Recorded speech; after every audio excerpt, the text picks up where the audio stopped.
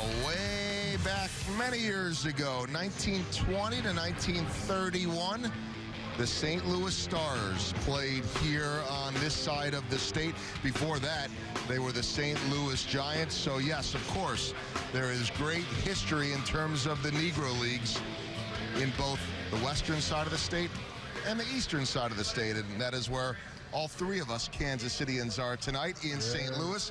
Hey, we're happy to visit with Bob Kendrick, the president of the Negro Leagues Baseball Museum anywhere in the country. He happens to be here tonight. We haven't talked about this, at least we haven't much. How about the history of Negro Leagues baseball in St. Louis? Very rich history as it relates to the heritage of our sport. You touched upon it in the opening. The St. Louis Giants were one of the original 8 Negro League franchises established in 1920. They became the great St. Louis Stars, of course, who featured the legendary James Thomas Cool Papa Bell. You know, the greatest nickname in baseball history, bar none, and one of the great stars, not only of the Negro Leagues, but of baseball. The lore and legend that surrounds Cool Papa Bell, who still believed to be the fastest man to ever play this game. We heard all about him, but you are here with a very special traveling exhibit. Tell us about that. Yeah, we're thrilled to be working with the Cardinals to do this tribute night, recognizing St. Louis Stars. So we brought one of our national traveling exhibitions called They Were All Stars. And the exhibit looks at Negro League players who transitioned into the Major Leagues, Jeff, who became all-stars. And I hope it gives fans a perspective of the tremendous impact that the Negro Leagues had on our game the minute that the doors were open. And these great legendary baseball players got an opportunity. They started to do their thing right away, and it literally changed the way our game was played. Very interesting. And you have a really cool event coming up this Saturday at the Negro Leagues Baseball Museum. Can you talk about that one? Heart of America Hot Dog Festival.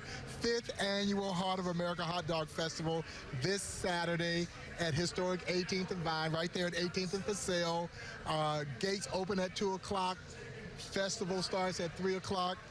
Come out and enjoy great hot dogs, great live entertainment. All the proceeds benefit the Negro Leagues Baseball Museum. And I had a chance to attend that a couple of years ago, and I can attest personally that is a great event. You know, it's amazing how an idea, and it was a crazy idea, to celebrate baseball and hot dogs, and how this thing has just taken off and people have embraced what we're doing. They're coming down to historic 18th and Vine to celebrate with us. Each year we keep adding an addition. This year, the new El Maestro that we added. So come on and try the new El Maestro, named for the great Negro Leaguer Martin Dihigo.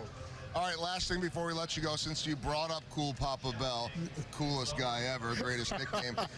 For those that haven't heard it, tell us the story with Satchel and the lights. Well, Satchel says that Cool was so fast that he could walk in a room, turn off the lights, get in bed, pull up the covers before the room went dark. Now, what Satchel forgot to tell you was that the light had a shortage in it. So Cool and Satchel, teammates on the great 35 Pittsburgh Crawfords, when they traveled, they were roommates. So in this instance, Cool gets to the hotel room before Satchel does. Walks in the room, turns the light on, there's a delay before the light comes on, flips the light switch off, there's a delay before the light goes off. Cool says, Satchel gets to the room, Cool is waiting for him. Satchel gets in bed. Roomie, I'm so fast, I can flip this light switch off, run over, hop in bed, cover up before the room gets dark. And Satchel's like, well, Cool, you fast, but you ain't that fast. So Cool Papa Bell bet his meal money, and in one of the great sports pranks of all time, because that light had a shortage, Cool was able to flip it off, run over, hop in bed, cover up before the room went completely dark. And I have heard that story a million times, and we'll ask to hear it a million more, even on a warm night here. That's the coolest guy we know, Bob Kendrick. And good luck with that first pitch. Yeah, I'm going to try not to bounce it up there, man. We will.